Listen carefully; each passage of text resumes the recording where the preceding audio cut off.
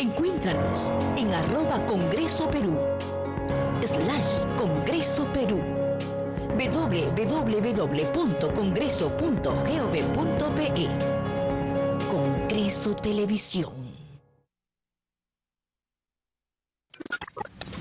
Bienvenidos a su programa Sin Corrupción. Es un espacio destinado para poder difundir todos los actos de corrupción que recibimos como denuncias de funcionarios, de ciudadanos que se constituyen a participar de los eventos macrorregionales y regionales que viene realizando la tercera vicepresidencia a través de la Oficina de Enlace entre Gobiernos Locales y Regionales. Estos talleres están destinados para proveerle a las autoridades de herramientas de gestión exitosas. Pero estamos llevando un plus, estamos presentando en estos diferentes eventos a expertos en la materia. En esta oportunidad estuvimos el día de ayer en la región Tumbes. Estuvo presente el ex procurador Cristian Salas. Él, como experto en temas anticorrupción, expuso para estas autoridades temas que les permitan desarrollar estrategias para identificar y poder erradicar la corrupción.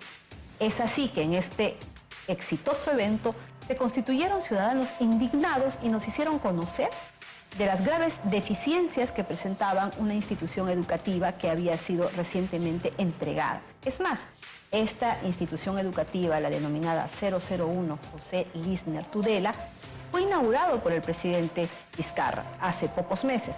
Sin embargo, existen defectos en su estructura que prácticamente lo han hecho inhabitable. El señor director nos informó que en cada lluvia hay una inundación que pone en riesgo no solamente las instalaciones, sino la integridad de los alumnos. ¿Y qué hacemos? A su vez, sin corrupción, sin costo alguno, se constituye inmediatamente a ese lugar donde el ciudadano, donde la autoridad nos informa que se ha cometido algún acto de corrupción. Hacemos las tomas, tomamos las declaraciones a su vez en ese momento y luego en el Congreso de la República se hace todo el trabajo de edición para poder presentarlo a través de este programa Sin Corrupción, que para nosotros es un arma letal contra los corruptos, porque no hay mejor forma de desbaratar estas mafias organizadas en las instituciones públicas, en las diferentes municipalidades y gobiernos regionales, y sobre todo ahora que ha habido gestiones salientes y que han dejado una situación muy grave para las nuevas autoridades, que difundir estos actos de corrupción. Luego de ello, haciendo un análisis de toda la documentación que tenemos, cumplimos con ponerle en conocimiento a las autoridades tanto del Ministerio Público como de la Contraloría. Es así que lo que logramos es que este problema al interior del país sea conocido inmediatamente a nivel nacional y sea conocido por las autoridades que tienen que adoptar acciones concretas. Por ello te pedimos, confía en este espacio y Sin Corrupción, luego de recibir tu denuncia, se constituirá inmediatamente y sin costo alguno, ni para el Estado ni para ustedes, y podrá recoger esa denuncia y nos comprometemos a difundirla en este programa.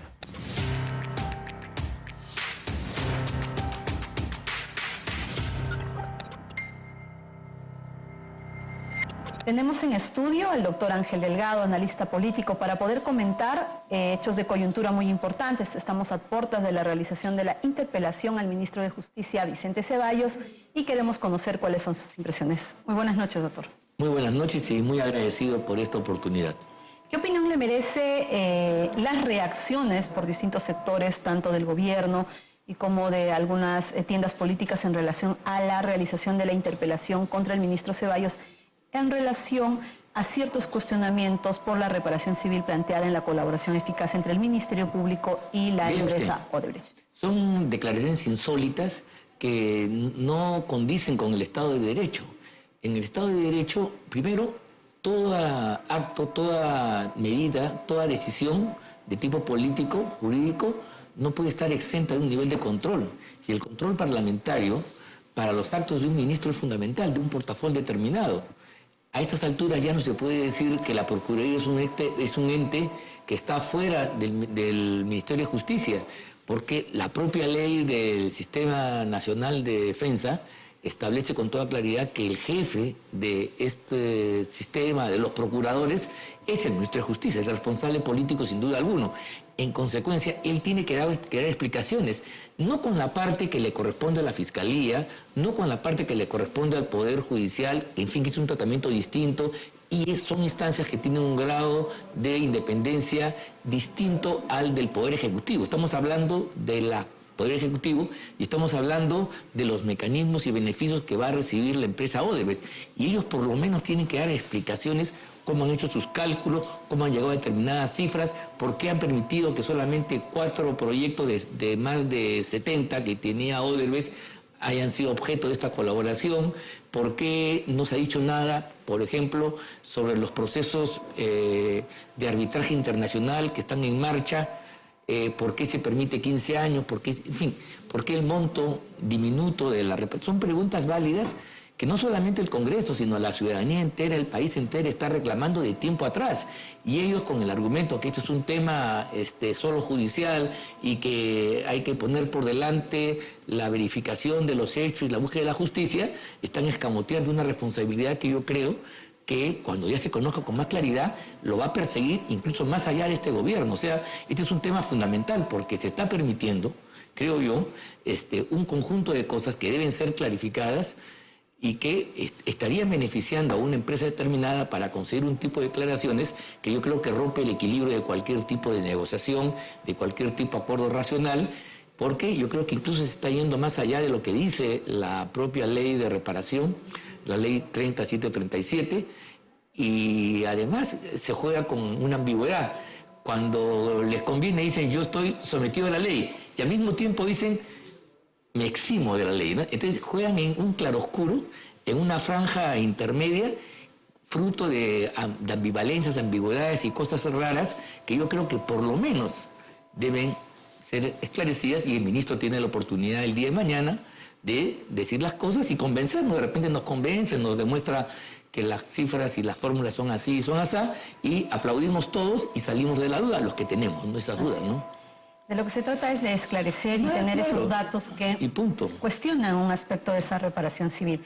Si bien es cierto, es casi unánime la posición en relación a la reparación civil y a su monto de ser minúsculo, vemos, hoy se ha hecho evidente por parte del gobierno, por parte del ministro Vicente Ceballos, cierta actitud de desesperación. ¿Qué está sucediendo en el gobierno? ¿Está el señor ministro siendo respaldado verdaderamente o es que está habiendo más bien una posición de quitar cuerpo y vemos a quién le cae la responsabilidad de algo que se ha hecho mal? Yo creo que la insistencia en el Congreso, su actitud y de otros sectores de opinión que insisten en el tema, a pesar que pretende injustamente acusarlos de que esto es parte de obstaculizar el proceso de buscar la verdad, creo que es todo lo contrario. Yo tengo la impresión que el señor Ceballos no puede resistir. Él no puede decir cosas tan generales como que los procuradores hacen sus cosas y él no sabe nada, que por otro lado que él es ciudadano. Sobre todo y porque discrepa. ejerce el cargo de presidente de la defensa jurídica del Estado. Pues, y eso ya se ha discutido ampliamente, cuál es el papel de la Procuraduría dentro del Estado, dentro del Ministerio de Justicia. Y por otro lado, el procurador cuando se le pregunta le echa la culpa a otras instancias. Y yo, por ejemplo, me pregunto ya en el caso del ministro Ceballos, ¿cómo explica, por ejemplo, que el día jueves 29 de noviembre del año pasado, ¿no?, en una conferencia de prensa a los medios extranjeros, él declaraba alborozado que ya se había terminado el acuerdo por la venta de Chaya con el consentimiento del Ministerio de Justicia, que le iba a permitir que la mitad de la venta, de más de 600 millones deducidas las otras obligaciones que tenía Odebrecht, iba a pasar un monto de 320 millones de dólares. Esa entrevista fue difundida a través del diario Gestión, si no me equivoco. Está en todos los medios. Yo tengo aquí todos los diarios y todos dan cuenta y todos son cifras. El ministro está contento. Y días después del referéndum, que fue el domingo 9 de diciembre del año pasado, exactamente el día 12, cuando se conoce ya los contenidos del acuerdo de colaboración con Odebrecht, desaparece totalmente esta posibilidad. Estos 300 millones se esfuman porque explícitamente se dice en el acuerdo que el fideicomiso ya no va a operar para este acuerdo que se rige por las reglas del propio acuerdo. Se salen de la ley y entonces se cambia una reparación que ya estaba, digamos, casi establecida, repito, de más de 320 millones de dólares, por una que, traducido a dinero presente y en dólares, equivale aproximadamente a 85, 86 millones de dólares. Ese es y peor aún, pagaderas en 15 años, con todas las facilidades del caso. Ese cambio de actitud en un lapso de 11 días, yo creo que el ministro Ceballos tiene que explicarlo de modo muy claro y contundente al país. Y claro, no resulta grave, y para que lo puedan entender nuestros televidentes, cuando se emite la ley 3737 y esta es reglamentada por el Ejecutivo, la firma es la del presidente Vizcarra, se establece un fideicomiso con el objetivo inicial de que parte de ese dinero pague la reparación civil, deudas de SUNAT, proveedores, acreedores. Y en esas circunstancias el ministro Ceballos habría dado esta declaración. Saludando. Porque esta declaración en todo caso estaría demostrando que el ministro Ceballos miente. Porque aquí, si habla de este tema, es que tiene un contacto directo y un manejo de lo que está sucediendo en la Procuraduría. No solo informa en el sentido de como una cosa ritual, sino dice que casi la satisfacción del gobierno por estar recuperando recursos, y esta venta que había hecho Odebrecht al grupo chino, la mitad del monto iba a ir a pagar estas reparaciones. Esta reparación civil. Entonces, proyectando que iba a ser un monto mayor. Y todavía con la verdad que crezca un poco más, como lo dice él en su propia declaración, pero por lo menos más de 300 millones de dólares. Y entonces uno no puede entender cómo, estando él satisfecho y contento, 10 días después, con referéndum al medio, el día 12 de diciembre, para ser exacto, ya se conoce el contenido del acuerdo, lo dice la empresa andina, donde esto se reduce significativamente y, sobre todo, Odebrecht ya se va a llevar la totalidad del monto de la operación. Ya no tiene la obligación de depositar la mitad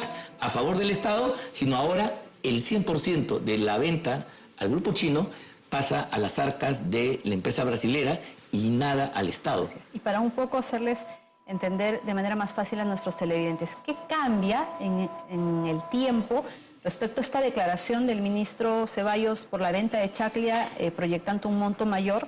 Es que el 7 de diciembre el Ministerio Público convoca al procurador para que pueda señalar la reparación civil. Pero adicionalmente a la reparación civil, el pago de la primera cuota prevé que sea pagado con la venta de Chaclia, pero le pone ciertas condiciones. Indican que si este proyecto se hubiera vendido bajo el marco de la ley 3737, el procurador podría pedirle el monto total al fideicomiso, cobrar los 80 millones de la primera cuota de los 610 millones que finalmente se pactaron, y que el resto del monto se lo devolvería a la empresa. ¿Y dónde quedarían entonces los pagos de la SUNAT, los proveedores, los acreedores que fueron la razón de ser de esta norma? Ahora que me dice usted, la SUNAT es el otro gran estafado en esta maniobra. Sería bueno llamarlos y preguntar su punto de vista. Porque vea, SUNAT había, cuando se produjo este develamiento de esta conducta delictiva de Odebrecht, y Odebrecht no pagó los impuestos en ese ejercicio, la SUNAT trabó distintas medidas de embargo judicial por un monto hasta de 480 millones de dólares, ¿no?, para asegurar los pagos. Cuando viene esto de Chaclia, se le dice a SUNAT que ya se desestime, porque con este monto, que ya estaba aprobado por el Ministerio y faltaba solamente algunos ajustes del Ministerio de Economía, con esto se iba a pagar la deuda tributaria. Y ve usted lo que ha pasado. 10 días después, el 12 de noviembre, mediando apenas 2 semanas, ¿no?, hay un giro radical y la SUNAT ahora no puede cobrar. Y el señor Ramírez, con gran impudicia, ha dicho en Brasil de que se ha conseguido de que Odebrecht, si opera, pagaría estos impuestos, estos tributos que han sido generados limpiamente, que no son objeto de ninguna controversia. Aquí no estamos ante un debate si son válidos o no, son perfectos. ¿Por qué se les perdona? ¿Por qué se los exonera de un pago tributario que son dinero legítimamente ganado por la cerca del Estado? Ese es un segundo perjuicio. Claro. Esas serían las irregularidades que estarían preocupando sobremanera al ministro Ceballos en atención a su declaración y a lo que sucede finalmente en el acuerdo. ¿Qué puede haber sucedido, doctor Delgado, salvando, ¿no?, la buena reputación que tiene el ministro Vicente Ceballos en el Congreso, en su trabajo como congresista? ¿Lo engañaron? ¿Le mintieron? ¿Había otro juego debajo de la mesa que él no pudo conocer de forma tal que emitió esta declaración en el mes de noviembre? Claro. ¿Qué es lo que ha sucedido? Bueno, ¿Pueden haberlo sorprendido? ¿Pueden haberlo engañado? ¿Pueden estar utilizando su imagen y su presencia en el ministerio para poder maquillar esos beneficios extraordinarios a favor de esta empresa? Yo creo que al ministro lo han convencido con esa tesis, que es impactante pero deleznable en su contenido, de que todo sea por conocer la verdad y olvidémonos absoluto del dinero. Pero eso no es consistente, porque, repito, este dinero es un dinero que ya estaba prácticamente ganado. Ese es el punto donde nosotros queremos llegar. Entonces, si el mismo ministro ya tenía un monto para la venta de Chaclia, ya habían acciones por parte del Ministerio de Economía que se proyectaba con ese dinero que podía recuperar. Se estaba armando el fideicomiso en el Banco de la Nación, ya estaba la cosa bien adelantada. Creo que hablar de la revelación, la gran revelación, hay que dejarla a un lado porque esa está garantizada ya que el fiscal les está otorgando una exención de la pena. Pero ¿qué ha pasado con el ministro? ¿Por qué declarar en este sentido y luego en el acuerdo se conozca que se está destinando o prácticamente se está salvando esta venta sacándole la vuelta a la ley 30737? ¿Lo habrían engañado? Porque si lo han engañado, él debería tomar acciones inmediatas porque es claro que lo que ha sucedido el 7 de diciembre va en contra totalmente de aquellas gestiones que oficialmente se venían realizando en el Ministerio de Justicia, en la Procuraduría y en el Ministerio de Economía. Sí, ahí hay una conducta contradictoria y sobre todo que se dé en un breve lapso, o sea, en poquito tiempo. No es que cambió, no, aquí ha sucedido algo extraño que no terminamos de entender, por eso la interpelación, porque él está saludando el acuerdo de compraventa de Chaclia, ¿no? Dice que eso va a ser beneficioso, ya está saludando el fideicomiso, todavía puede crecer unos 20 millones más, dice expresamente en su declaración, que se puede inclusive quizás ver los videos o los audios correspondientes. Y una semana después de esas declaraciones, un poco más, ¿no? Se conoce un acuerdo que tira por la borda completamente lo eso. Que él ha afirmado en su condición de ministro. Él en ese momento, con mayor consecuencia, debió Defensa Jurídica poner su cargo a disposición, renunciar. Porque era una clara quitada de alfombra, claro, ¿no? ¿Cómo es posible que haya un giro tan radical, tan distinto? Doctor Delgado. Y sobre todo en un lapso, repito, tan breve. Hay un aspecto que la ciudadanía debe conocer y es fundamental que todos los ciudadanos estemos enterados de lo que verdaderamente está sucediendo y por qué nuestras autoridades hoy están totalmente nerviosos y desesperados para que no se lleve a cabo esta interpelación. ¿Qué sería mejor para el ministro, estando a que estas declaraciones dadas en noviembre lo complican totalmente? ¿Fue contradicho, fue desacreditado o se hizo todo lo contrario en manos del procurador el día 7 de diciembre que se firme el acuerdo con estas cláusulas, incluyendo Chaclia? ¿Qué sería mejor para él? ¿Renunciar antes de presentarse a la interpelación y salvar su buen nombre, salvar su integridad y tenerse, digamos, excluido de cualquier investigación a futuro que obviamente va a terminar en un ámbito penal? ¿O venir mañana ante el Pleno y no contestar? ¿Qué sería lo mejor para él como un ministro congresista a la vez que tiene todo un prestigio que lamentablemente se está viendo mellado en cada intervención que tiene porque no logran explicar, no logran justificar el mal uso de la ley que aparentemente a ellos les permite hacer todo este tipo de beneficios para el empresario? Claro, si nosotros tuviéramos oportunidad de darle un consejo, ¿no? Y si lo adopta, lo mejor sería tomar distancia y decir, bueno, mi posición original fue la que yo expresé en la conferencia de prensa internacional del jueves 29 de noviembre, punto. De lo que pasó después, a mí no me atañe, yo no sé cómo se ha negociado eso, pero yo tomo distancia. Y la otra es la que probablemente ganada por la inercia y contando con cierta complicidad de medios de comunicación que quieren hacer una polarización falsa en la cual yo creo que no hay que caer, entre los que quieren la verdad, descubrir a los culpables y los que estamos aparentemente peseteando unos dólares más, unos dólares menos. Creo que eso no es el problema. Este acuerdo, si es lo que nosotros estamos pensando, y esto hay que, ¿no? Puede ser un gran escándalo, puede ser un gran fraude. No es un tema de que aquí uno está dejando, porque como usted alguna vez lo ha dicho, si se trata de darle facilidades a Odebrecht en aras a la verdad, exonerémoslo, dejémosle que no pague un centavo, un sol por la reparación civil. ¿Se da cuenta? Si eso es el asunto, Claro, para que aclare todo. Y es un planteamiento que se hace porque del acta del 7 de diciembre, de ese acuerdo en el cual fijaron la reparación civil y es sobre lo cual se va a llevar a cabo mañana la interpelación, vemos que hay un esfuerzo por poner un monto, mínimo sí, pero que en realidad es un pretexto para tener 15 años que tuvieran que pagar, como se dicen, estar en quiebra, como se dicen, estar en aprietos económicos.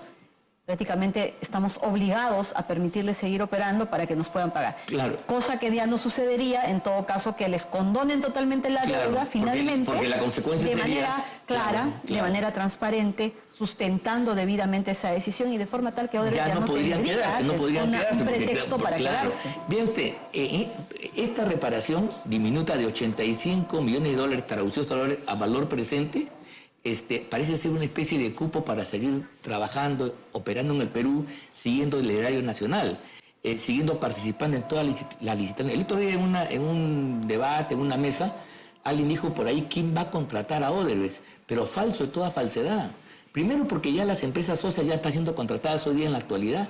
Y segundo, ¿qué impide que una empresa que ha salido totalmente exonerada de responsabilidad, que no tiene ningún obstáculo para poder contratar, gane una licitación? No hay forma legal, ni funcionario alguno podría hacerlo, que bloquee por ser Odebrecht. Entonces, esa posibilidad está cerrada. Aquí el beneficio no tiene que ver con la reparación, mucha o poca, sino tiene que ver con el tiempo que se le va a permitir a Odebrecht seguir operando. Y después de 15 años, si eso procede, ya eso se vuelve indefinido. Lo que quisiera Odebrecht ahora es que un juez le diga que puede contratar. Claro. Que tenga esa seguridad jurídica de poder hacerlo. Eso es todo. Esa es la gran contraparte de Odebrecht, yo creo, en el fondo. El tema de reparación podría ser más, podría ser menos, yo creo que es irrelevante. El tema es seguir operando en el Perú como si nada hubiera pasado. Esa es la cuestión. Dos puntos finales. La fiscal Marita Barreto, encargada de la investigación de Orellana Rengifo, ha puesto en aprietos al equipo especial. Pues esta fiscal, con menos recursos y con una investigación muchísimo más grande, sí, ¿no?, ha llevado a cabo su investigación y ha presentado una acusación donde pide una reparación millonaria, pide penas muy altas respecto a los implicados, entre ellos Orellana Rengifo, y también ha presentado una gran cantidad de colaboradores eficaces. Yeah. Entonces, doctor Delgado, ¿qué es lo que le permite a un fiscal evadir totalmente la norma? ¿Y qué es lo que le permite a otro fiscal habilitar a los peores corruptos en la historia del Perú? Porque en todo caso, ¿acaso Orellana Rengifo no podría pedir también que le permitan seguir operando con sus empresas? Claro. Que se le pueda, por ejemplo, permitir el pago de una tasa mensual establecida por el Banco Central de Reserva, si es que él se demorara en pagar un mes una cuota de la reparación civil. ¿Eso es correcto? Claro, ¿eso es acaso este beneficio puesto en el acuerdo el que estaría desesperando al ministro Ceballos en este momento? Porque claro, ¿qué respuesta nos podría dar para satisfacer ese tipo de beneficio? La comparación es perfecta, los amigos la van a entender, o sea que en la negociación de colaboración del Grupo Orellana se diga, bueno, que siga trabajando la empresa, el estudio jurídico, que es una persona jurídica distinta a la persona, etcétera, y en consecuencia lo único que hay que hacer es establecer los montos de reparación, un plazo de pago y se acabó. Eso sería totalmente inmoral, sería totalmente contra la justicia. Pero lo que vemos es que en el acto oficial del Ministerio Público, donde el procurador señala la reparación civil, ellos ponen ciertas cláusulas adicionales y dicen que si la empresa Odebrecht se demorara en pagar alguna cuota, se le empieza a cobrar una tasa diaria, una mora en atención a lo que establezca el Banco Central. Es decir, si se demoraran 100 años en no pagarnos las cuotas, ¿en qué momento podríamos o se podría resolver esa colaboración eficaz? Si le han puesto es una tasa, o sea, no les importaría. ¿Eso es correcto? ¿Eso es permisible para delincuentes? ¿Eso es permisible para corruptos que nos han robado tanto dinero? Esto es una ofensa a la dignidad del país, porque mire usted, Odebrecht no solamente ha coimeado a gente, sino que ha estafado al país. Nos ha vendido proyectos improductivos, innecesarios, que ha significado desviar recursos de para la salud, para la educación, infraestructura real, por obras faraónicas. Aquí a veces nosotros criticamos, nos asombramos de alcaldes que hacen el monumento al choclo, al sombrero, ¿no? Y decimos, qué barbaridad. Y aquí tenemos elefantes blancos gigantescos, que, como la IRSA del sur, que es improductiva a la fecha, pero seguimos pagando creo hasta el año 30 o un poco más, un monto que no sale del peaje, porque el peaje si no sale de la caja central del Tesoro Público, del impuesto que pagamos todos los peruanos, desviando recursos. Y por eso ve usted, algo que fue pactado en 1.800 millones en su origen, va a escalar a los 7.000 seguramente para esas fechas. Eso es lo que no se puede permitir, eso es lo que tiene que cortarse, eso es lo que tiene que, a la luz de toda la culpabilidad, ellos no pueden seguir beneficiándose de esos negocios que siguen lacerando el erario nacional. Otro aspecto de la reparación civil es el hecho que no se está contemplando la recuperación de aquello que se ha ganado ilícitamente. Estamos hablando de la reparación civil, y el procurador también, desesperado estos días, ha indicado que ese es un monto que se habría obtenido del trabajo hecho por la Contraloría. Pero inmediatamente ha salido a elevar su voz el excontralor Alarcón, que fue él el que dio toda la información en la Comisión Lavallato, a decir que la Contraloría no tiene la función de establecer la reparación civil. ¿Qué está sucediendo en este extremo? Que eso que lo han hecho nadie sabe cómo, y esa es la explicación que queremos los peruanos. El señor Ramírez busca echarle la culpa a cualquiera. Primero a la Contraloría, va a decir al MEF, dirá pues será el Ministerio de Transportes, a cualquier otra persona, cuando la responsabilidad es fundamentalmente de él.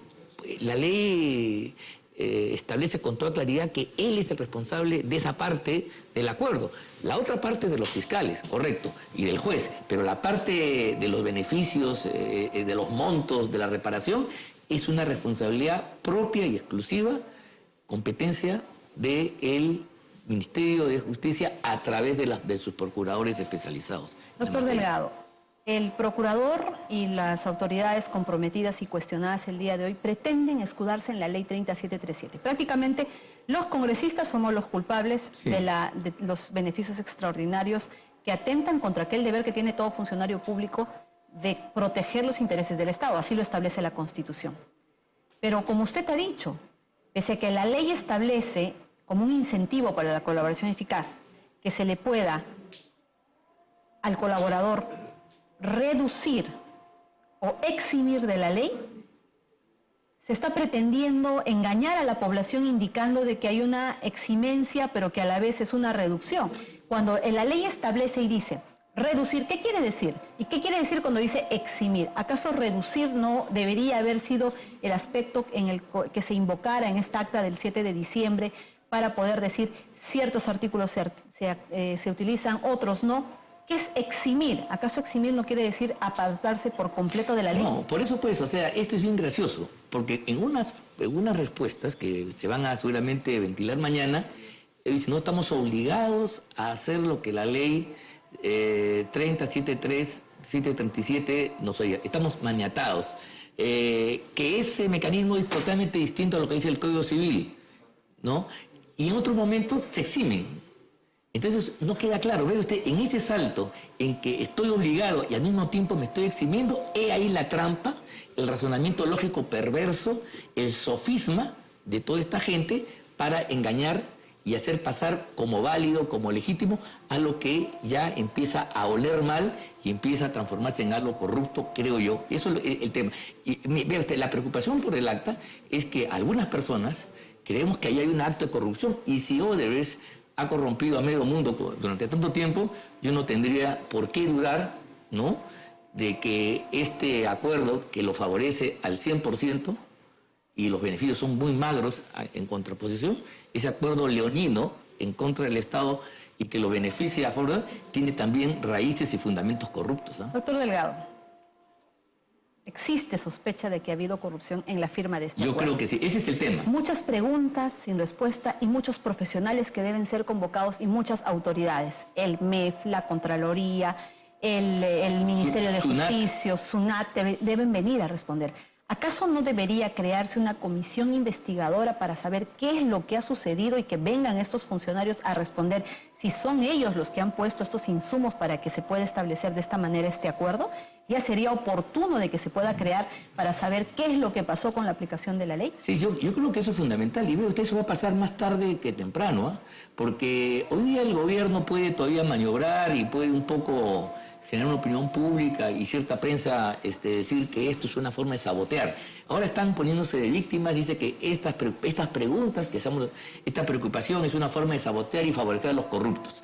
Yo no sé, a mí me hubiera gustado que las declaraciones que ellos han recabado este mes en Brasil y las que va a hacer en abril el señor Barata, bueno, de resultados mayores y yo hubiera aplaudido, porque nadie tiene ningún interés particular de proteger a nadie. A mí me preocupa la otra parte, que contra el malos resultados, aquí se esté dando ahora ventajas que no ha tenido en ningún país del mundo. Eso es lo que yo creo que tenemos que Esperemos preocuparnos. que el ministro Vicente Ceballos, que seguro ha visto esta entrevista, se sirva a contestar estas preguntas. Ojalá que sí, claro. Agradecemos por el su bien del presencia. país, por el bien de él también. Así Porque es. vea usted, no crea que con una fórmula así criolla, yo no sabía nada, son autónomos los procuradores, ellos son los que han hecho, yo no sé nada, se va a salvar.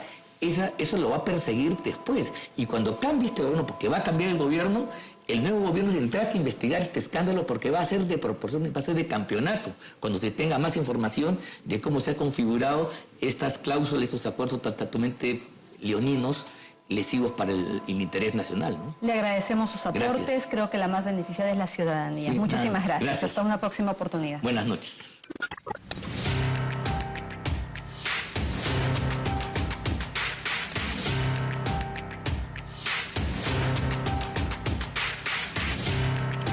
Hemos llegado al final de esta edición.